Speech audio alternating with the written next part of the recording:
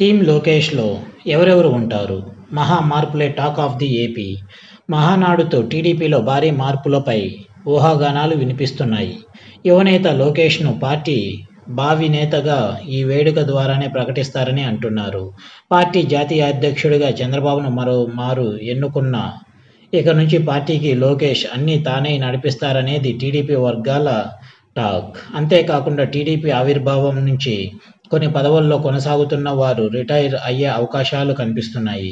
ప్రధానంగా పార్టీలో అత్యంత ప్రధానమైన పోలిట్ బ్యూరోను సమూలంగా ప్రక్షాళించి యువ రక్తాన్ని ఎక్కిస్తారని అంటున్నారు. దీంతో టీడీపీ కొత్త జట్టుపై రకరకాల అంచనాలు వ్యక్తమవుతున్నాయి. భావి నేత లోకేష్ టీంలో ఎవరు ఉంటారనేది మాత్రమే ఇప్పుడు హాట్ టాపిక్ అవుతోంది.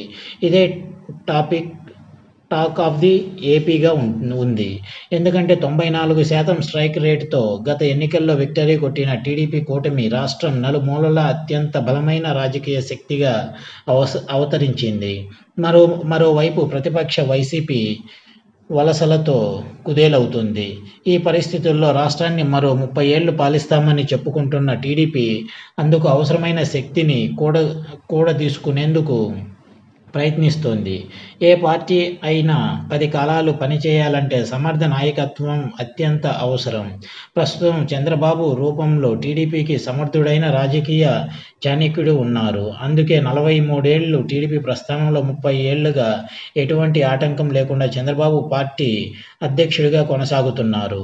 75 వసంతాలు చంద్రబాబు ప్రస్తుతం యాక్టివ్గా ఉన్నప్పటికీ ఆయన వయసు, పార్టీ భవిష్యత్తు దృష్ట్యా లోకేష్కు పార్టీ బాధ్యతలు అప్పగించాలని డిమాండ్ ఎక్కువగా వినిపిస్తోంది. అంతేకాకుండా పార్టీలో చంద్రబాబు సహచరులు కూడా తమ పదవులను వీడాలని యువతరం కోరుతోంది.